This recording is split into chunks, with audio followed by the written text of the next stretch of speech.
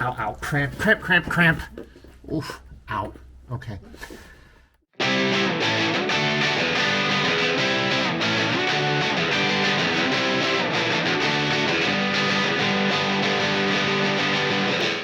Of course, one of the fun things is that not everything around running a race car is glamorous, which is why I'm sitting here at the work apartment with a list of all of the technical rules, trying to figure out exactly what I need to buy before my 10% off coupon that I got from taking that class at Mid-Ohio expires. Part of me wants to wait until I'm closer so that I don't have to worry about things like the harness and the seats and the helmets and everything expiring. But part of me also says that, crap, I'm about to spend several $1,000s and a 10% off coupon can save me a couple $100. So I think I'm going to go ahead and do that, which is how I'm going to spend my day off. I can now reach the power steering pump bolts. I don't think I can reach the one with my brake rudder, though, and so I'm going to have to hope that it's loose enough. Lefty-loosey. I have to hope that it's loose enough that I can get it with my ratcheting wrench or something, because, really? Just... No room. Okay, so that one's not so bad. So I have hope.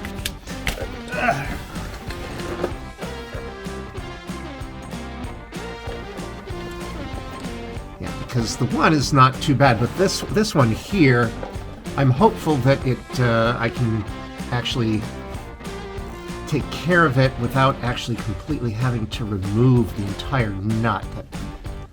Because that'll be a problem if I have to pull that off.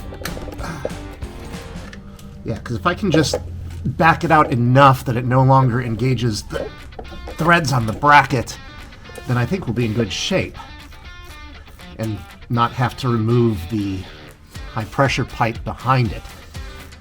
My suspicion is that I'm not going to get that lucky. But, on the other hand, I've had a couple of minor breakthroughs. Question of the day, will I be able to come in from an angle that will allow me to loosen that? Or am I going to need to do what they recommend and take out the headlight and use the pulley remover to take the pulley off? There's not a single one of these options that sounds really awesome. So after a little bit of experimentation, I have a 17mm wrench and I have a 19mm wrench, and that nut is actually directly in between those sizes. So I'm going to have to make a trip to the auto parts store, grab an 18, preferably something that won't round that thing out, which is kind of critical, but in the meantime, the high-pressure line kind of goes across the engine with two mounting points to it. So maybe I should take that off, because that's going to have to come off anyway. And that'll give me something to do until it's time to leave for the store.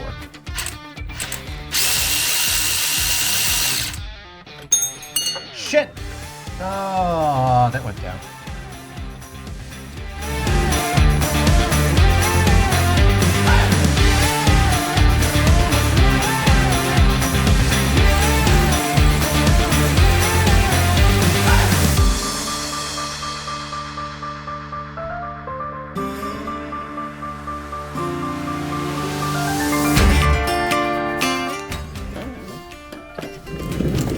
And back under the car we go.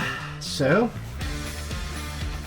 I had intended the other day to drain the cranny, since it was going to get the fluid replaced anyway, but I did not have a convenient 8mm hex bit.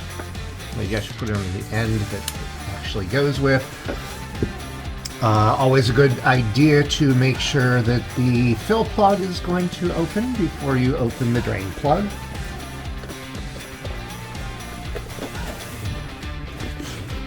Okay, so that's going to open. Good. Fill plug is on the front. Drain plug is rather further back. Where did I put it? I saw you yesterday. Oh, there you are. Okay, so let us make a mess. Yeehaw. Heavy on the yee. I know, that doesn't make any sense whatsoever, my goodness. I think I was crazy. Alright. Waiting for a call back from a potential co-driver. Oh, there we go. That happened rather more easily than I was afraid was going to take place. And, so, let's see how this interview goes. She has the flexibility, which is the most important bit. But unfortunately, apparently she has some degree of car sickness, which is potentially very bad in a co-driver. Oh shit, come on. Come on. Out of the way. There we go. Ah.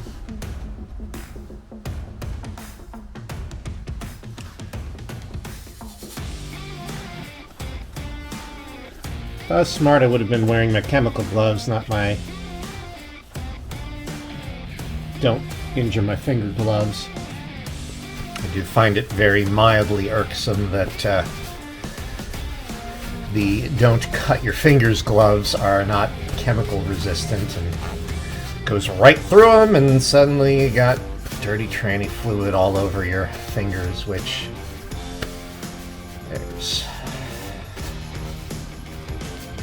all sorts of weird chemicals in there, and dirty oil, dirty whatever. Alright, so let's see if we can get this high pressure line out of the way and get that final bolt on the power steering pump. Now the trick is going to be getting the exact angle that I actually want here, because there's frame in the way, there's cables in the... And, oh, okay. There we go.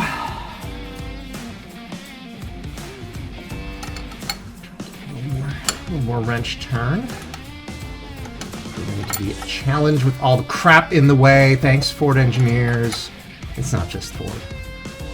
It's everyone. And if you really want a fun time, try doing something to the brake lines on a Lotus Elise. I think I've already shared that Franken tool. Alright. So this is loose enough to... Yeah, okay, it's loose enough to turn by hand, which means that I can bring over this, because presumably... Let's get the camera out of the splash zone. And maybe this time I will actually, did that, seriously? Doesn't matter if I lose a bunch of fluid because I want to replace it anyway. Alright, I've had quite enough fluid on the don't cut me gloves, the mechanics gloves, so let's get some fluid on a disposable glove this time, haha.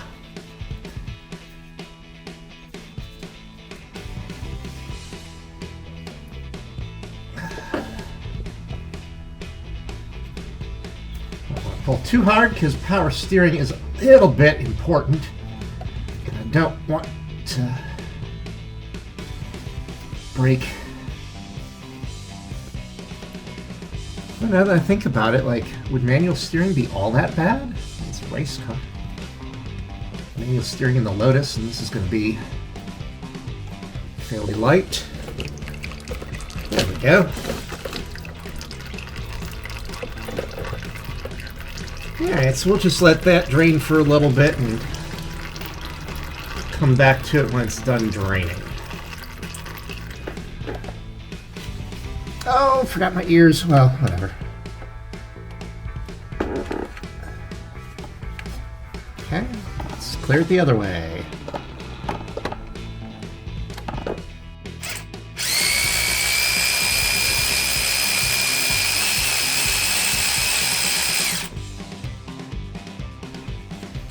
Okay, so that should be one loose power steering pump. And let's go up top and see if that does indeed come off. Alright, and in theory this should now... Always oh, did I not actually take these out all the way? Ha! Maybe that's half the problem.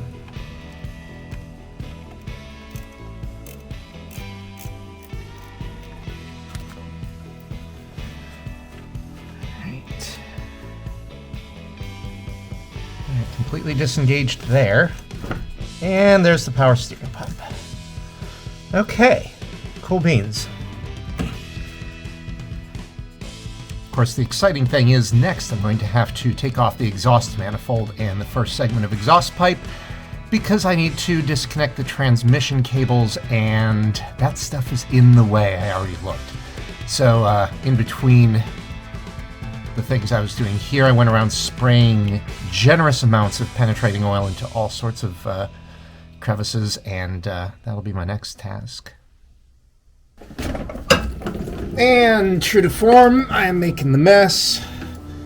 Had some leftover oil in the little catch pan here, so I poured it into my 5-gallon container for later disposal at the auto parts store, and made a mess.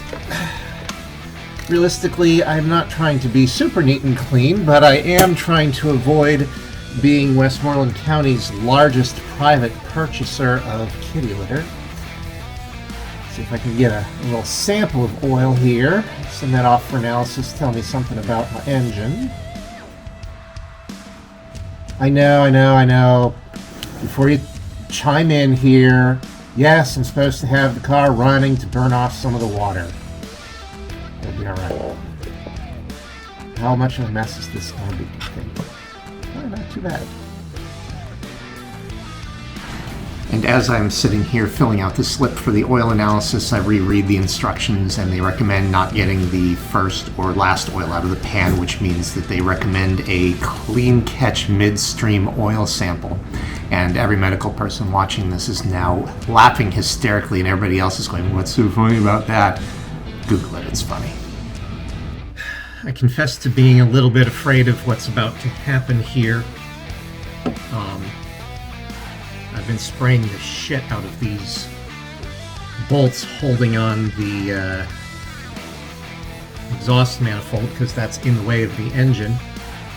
And we're about to find out if these will actually come loose,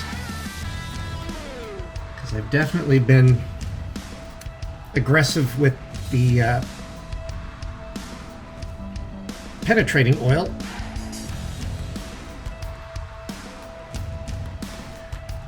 That was actually rather easier than I thought it was going to be. Hey! Well, I mean, I shouldn't get too excited, that's just one of them. They're so rusty, I think I'm going to replace them all.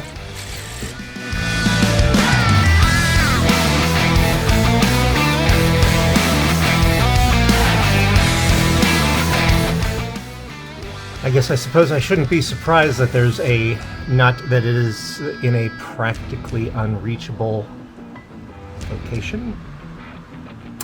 Awesome.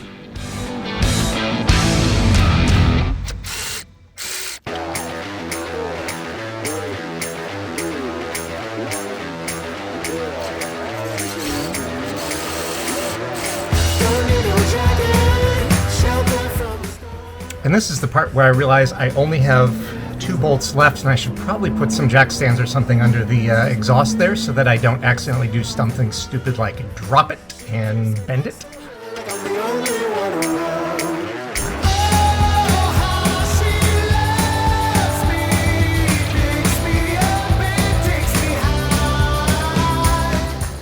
And now here's the part where I ask myself, am I actually better off leaving one of these until I have the lower end disassembled just to kind of hold it in place, because I think it would be more stable if I dropped the lower end first and then took care of the last bolt here. Of course, that last bolt I've kept missing, so it hasn't been sprayed 17 times with ounces and ounces of penetrating oil. So maybe let's just be cautious about this one.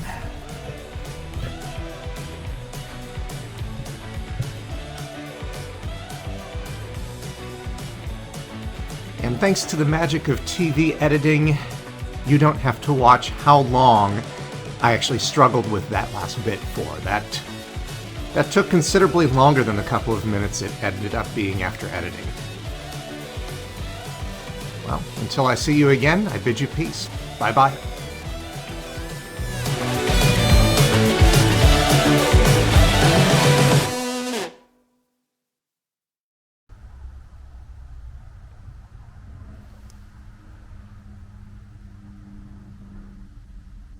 I'll wait for that to stop swinging, because that would be weird lighting shit.